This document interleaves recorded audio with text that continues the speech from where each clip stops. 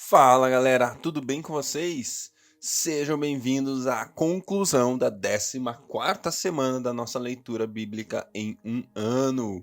É isso aí, é o sétimo dia da 14ª semana. Hoje nós estamos com Josué capítulo 8, Josué capítulo 9 e também Atos capítulo 9. Bora fazer a nossa leitura, bora ouvir a voz do nosso Pai, beleza? Vamos nessa, galera. Deus, muito obrigado por mais um dia. Muito obrigado pela vida que o Senhor nos dá, Pai. Eu quero, em nome de Jesus, declarar a sua graça, o seu favor, Pai, sobre cada pessoa que nos ouve, Pai. Obrigado por mais uma semana onde a gente está aqui concluindo a leitura da palavra, Pai. Obrigado, Deus, porque nessa semana o Senhor esteve conosco, o Senhor tem mostrado a sua fidelidade, o Senhor tem estado perto. O Senhor é um Deus de perto, não é Deus de longe. O Senhor é um Deus presente, o Senhor é um Deus real, o Senhor é um Deus verdadeiro. Pai, o Senhor é um Deus que fala, o Senhor é um Deus que escuta, o Senhor é um Deus que age, responde. Deus, o Senhor é um Deus amigo. Deus, o Senhor nos chama de amigo, o Senhor não nos chama mais de servos, mas nos chama de amigo, como seus discípulos, como aqueles que estão contigo para fazer a sua obra. Jesus, obrigado. Eu te amo, nós te amamos, nós somos os teus amigos, Senhor. O Senhor tem o nosso coração, o Senhor tem a nossa vida, Pai. A minha vida pertence ao Senhor com alegria, com simplicidade. Eu coloco tudo que eu sou, tudo que eu tenho aos teus pés e peço, me ensina, me guia nesse dia, me guia, Deus, nas minhas decisões, Senhor. Eu quero a tua direção na minha vida e eu peço que o Senhor faça isso na vida de cada um que nos escuta hoje, Pai. Em nome de Jesus, que sejamos direcionados pela tua voz, pela tua palavra. E é por isso, Deus, que nós estamos aqui lendo a sua palavra, porque a gente quer conhecer o seu coração, Pai. Sabemos que a sua palavra é a verdade, nela há a verdade. Nós sabemos que quando nós conhecemos a verdade, nós somos livres. E Pai, eu peço em nome de Jesus, Pai, que o Senhor nos conheça, que o Senhor nos revele a sua verdade, que o Senhor nos mostre os seus caminhos. Os seus caminhos são bem mais altos do que os meus, as suas intenções são muito mais elevadas do que as minhas. Ô Senhor, por favor, revela teus caminhos a nós nesse dia, nesse tempo de leitura. Abre nossos olhos, em nome de Jesus. Amém. Amém. Glória a Deus. Vamos lá. Joshua 8. Josué capítulo 8. E disse o Senhor a Josué: não tenha medo, não desanime. Leve todo o exército com você e avance contra Ai. Eu entregarei nas suas mãos o rei de Ai, seu povo, a sua terra e sua cidade.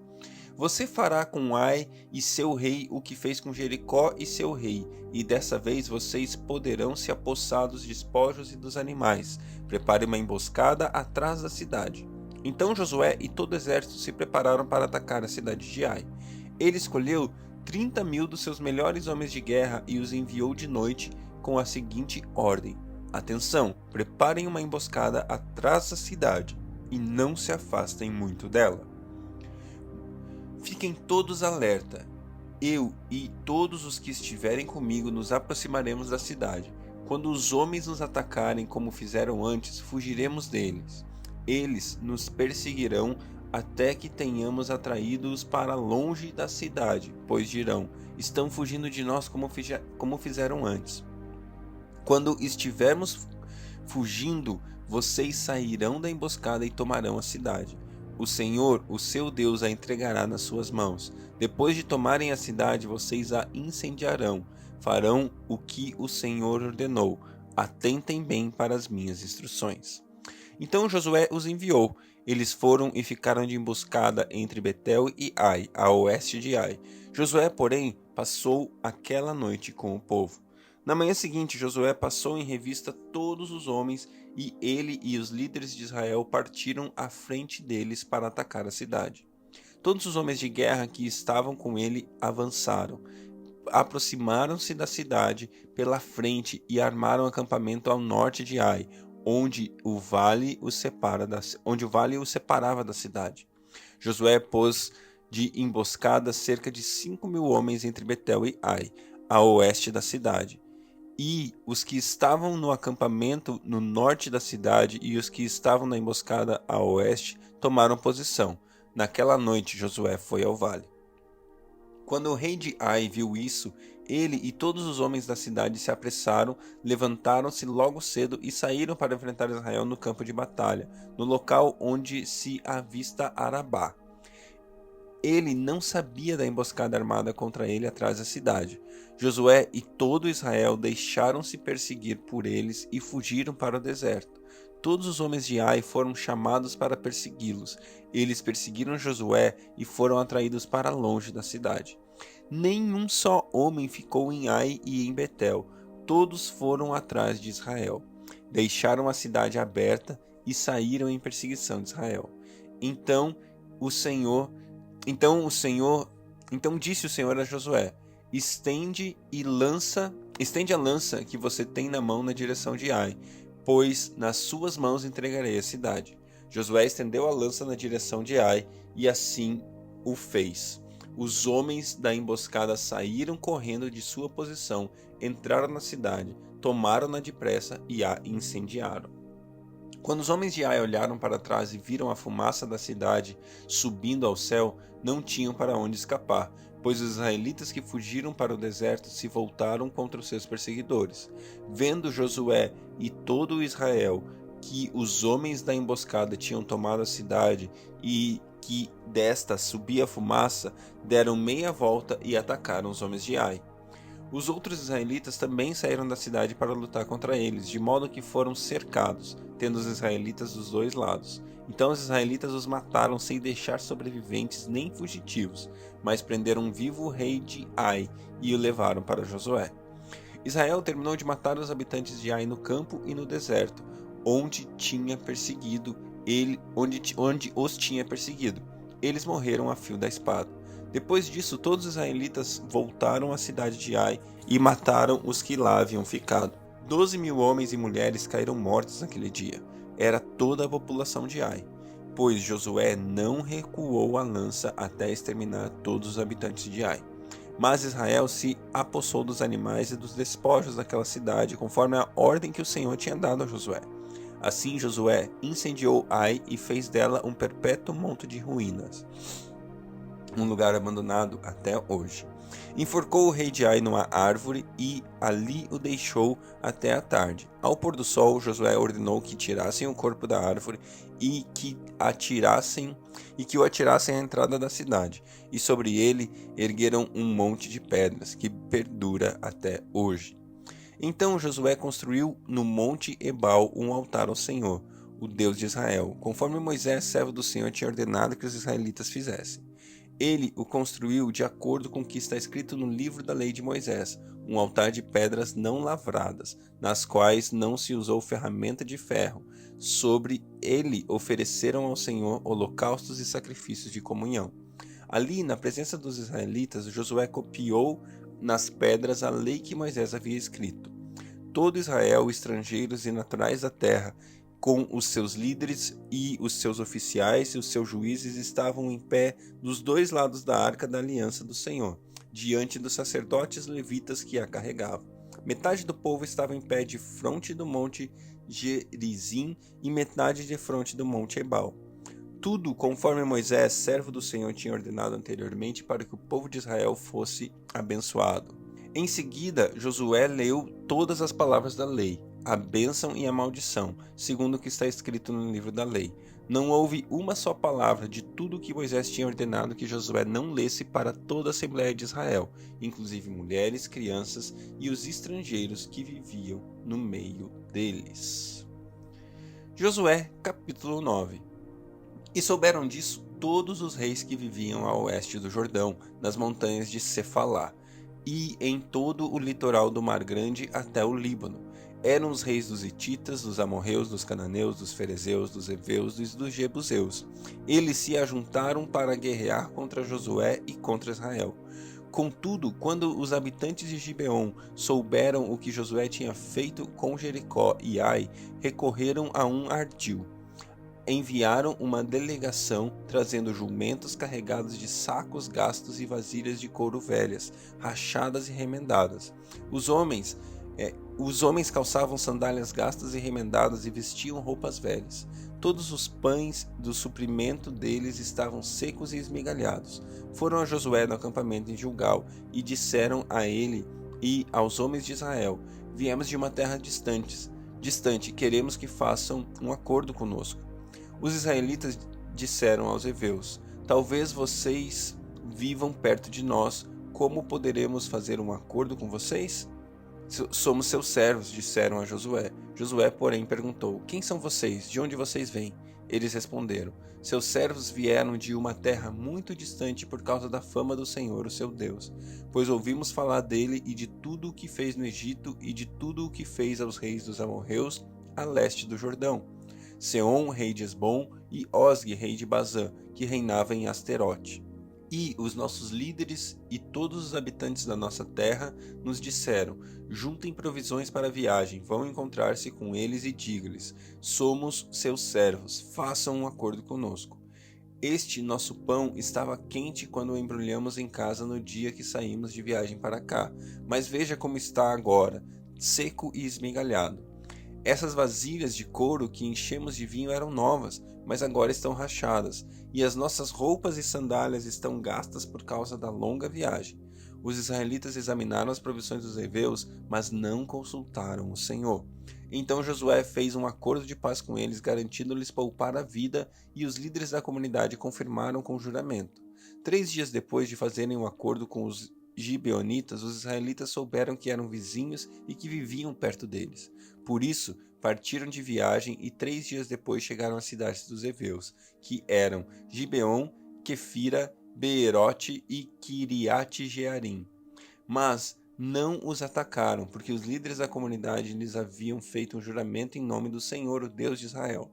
Toda a comunidade, porém, queixou-se contra os líderes que lhes responderam: Fizemos a eles o nosso juramento em nome do Senhor, o Deus de Israel, por isso não podemos tocar neles. Todavia, nós os trataremos assim. Vamos deixá-los viver, para que não caia sobre nós a ira divina por quebrarmos o juramento que lhe fizemos. E acrescentaram: Eles ficarão vivos, mas serão lenhadores e carregadores de água por toda a comunidade. E assim se manteve a promessa dos líderes. Então Josué convocou os gibeonitas e disse: Por que vocês os enganaram, dizendo que viviam muito longe de nós, quando na verdade viviam perto? Agora vocês estão debaixo de maldição. Nunca deixarão de ser escravos, rachando a lenha e carregando água para a casa do meu Deus. Eles responderam a Josué: Os seus servos ficaram sabendo como o Senhor, o seu Deus, ordenou que o seu servo Moisés desse a você toda essa terra e que eliminasse todos os seus habitantes da presença de vocês. Tivemos medo do que poderia acontecer conosco por causa de vocês, por isso agimos assim. Estamos agora nas suas mãos. Faça conosco o que parecer bom e justo. Josué então os protegeu e não permitiu que os matassem. Mas naquele dia fez dos gibeonitas lenhadores e carregadores de água para a comunidade e para o altar do Senhor no local que o Senhor escolhesse. É o que eles são até hoje. Atos capítulo 9. Enquanto isso, Saulo ainda respirava ameaça de mortes contra os discípulos do Senhor.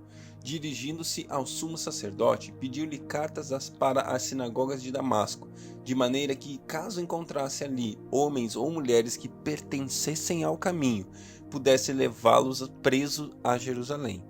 Em sua viagem, quando se aproximava de Damasco, de repente brilhou ao seu redor uma luz vinda do céu. Ele caiu por terra e ouviu uma voz que dizia: Saulo, Saulo, por que você me persegue? Saulo perguntou: Quem és tu, Senhor? Ele respondeu: Eu sou Jesus, a quem você persegue. Levante-se, entre na cidade. Alguém dirá o que você deve fazer. Os homens que viajaram com Saulo pararam emudecidos, ouviram a voz, mas não viam ninguém. Saulo levantou-se do chão e, abrindo os olhos, não conseguia ver nada.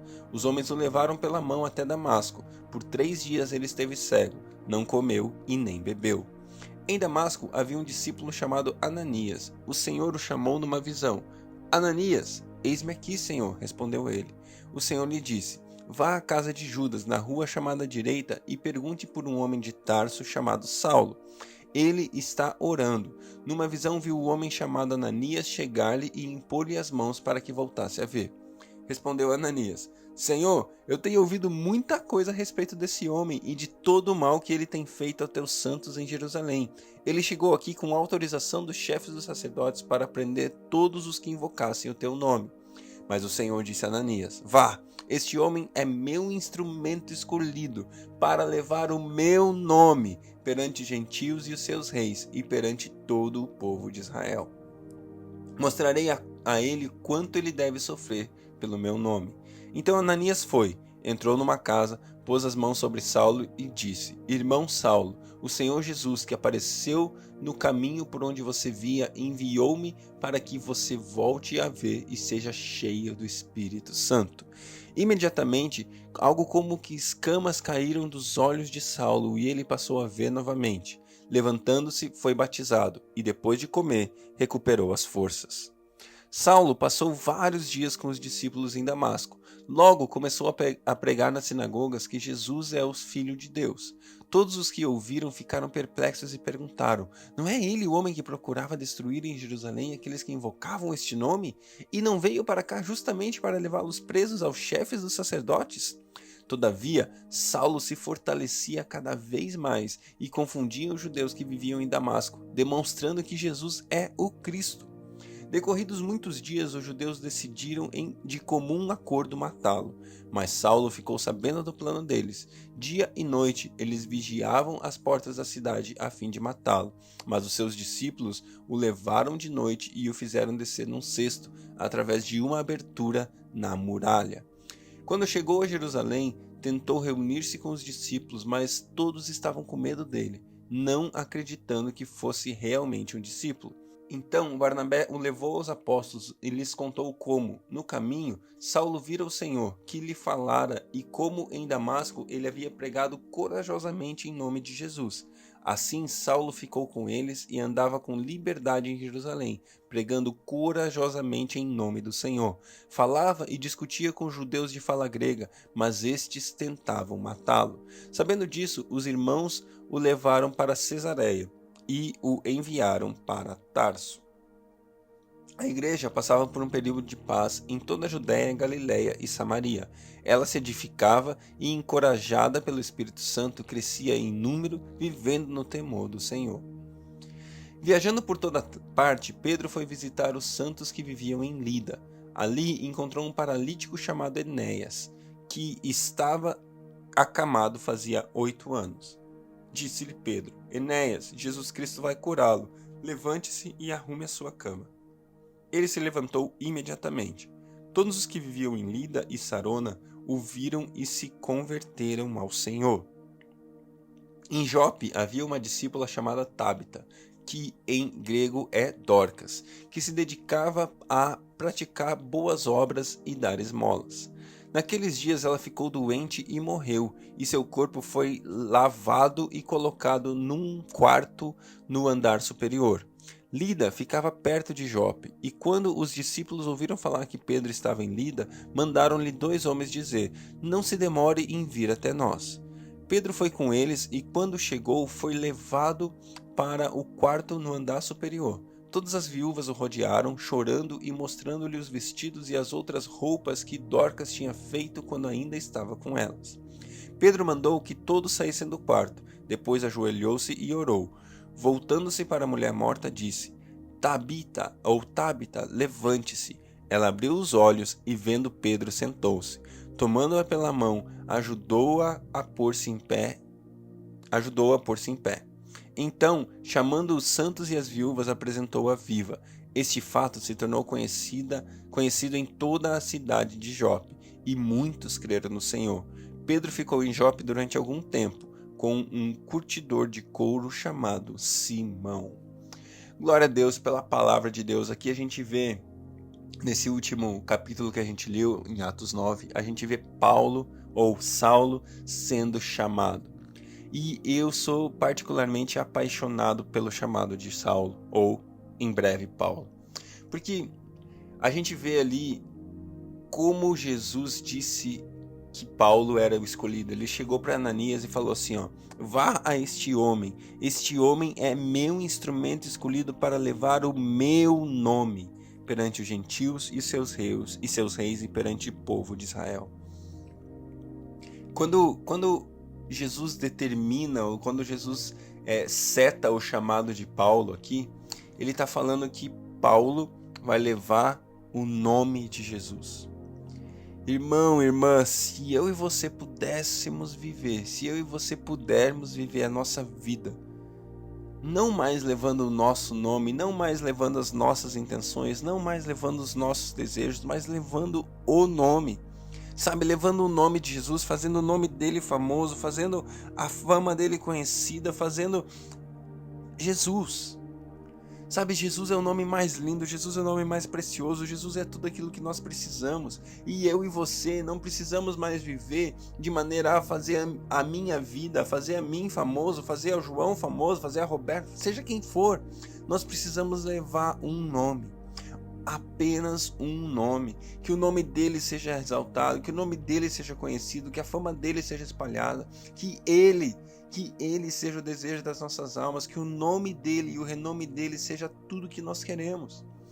Em nome de Jesus, que eu declaro e desejo sobre a sua vida que você seja, assim como Paulo, aquele que carrega o nome, não o seu, mas o nome de Jesus, para que o nome, a fama, a glória dele se espalhe sobre a terra e o conhecimento de quem ele é seja espalhado, assim como as águas enchem o mar, que a glória do Senhor cubra a terra por causa de pessoas como eu e como você, que escolheram não mais se fazer grande, mas fazer grande o nome daquele que nos chamou.